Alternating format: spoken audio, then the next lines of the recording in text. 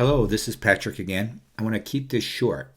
Now, I talked about forgiveness in the last video a little bit.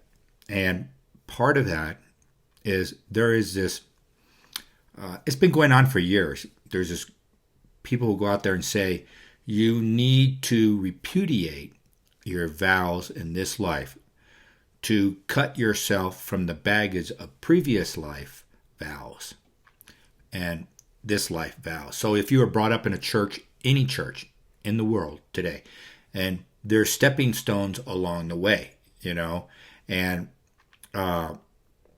for example, whatever, you get baptized, you get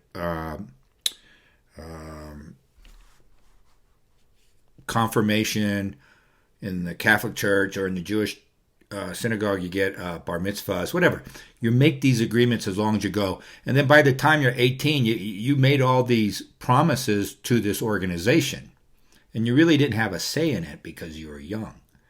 And I'm not making any value judgments on any of it. But I want to show you something interesting. All right. So here I have my thing here. And I want to show you something. It's already taken off because it always does this. This is really phenomenal. Show me a prayer for repudiation of all vows I've ever made. It's just doing this on its own. It goes crazy. Let me just straighten it out.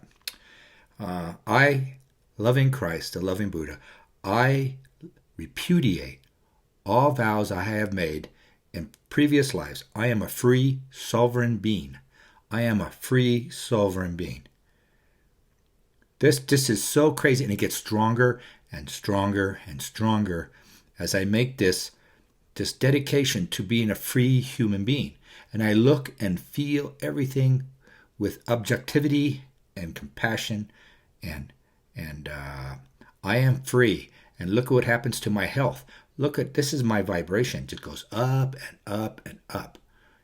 You don't get this with any other request. And this will make you closer to the higher dimensions.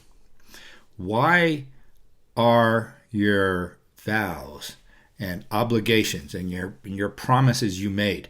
Well, for example, let's say you were in 14th century, you're a monastery, and like the Franciscans have a vow of poverty. And it almost essentially like you're homeless. I vowed to be homeless. I'm not me, Patrick, please. So you make this vow, and it's forever and ever. They say forever and ever I do this, and forever ever I believe in this and that. Well, that along with the ones you made as a kid, whatever your denomination, you have a lot of stuff that your subconscious says, I'm going to fulfill these obligations for you. So when you repudiate it, as it were, and cut your connection to it, you're free. That's the argument. Therefore, show me a regular, don't know. So when I have, if I can't answer a question, let's say my higher self, that's it. Do you see that? That's it. That's a circle. And I say, I don't know, or it can't be answered. Please clarify your question. That's what it means. All right? That's one. But when I go, I am a free, sovereign being. I repudiate all vows that I ever made that sticky tar baby to another belief system that isn't good for me. I cut my bounds to it. I am free. I am free spiritually, emotionally, and I am a free thinking being. It just takes off. Just takes off. Just takes off. And it's taken off because this is one of the higher dimension agreements you can make. You have to make this decision for yourself. I am not making this for you, but think about it. And there's people on the internet, they have their versions of it. You can go to YouTube or Google. It's been around for years, and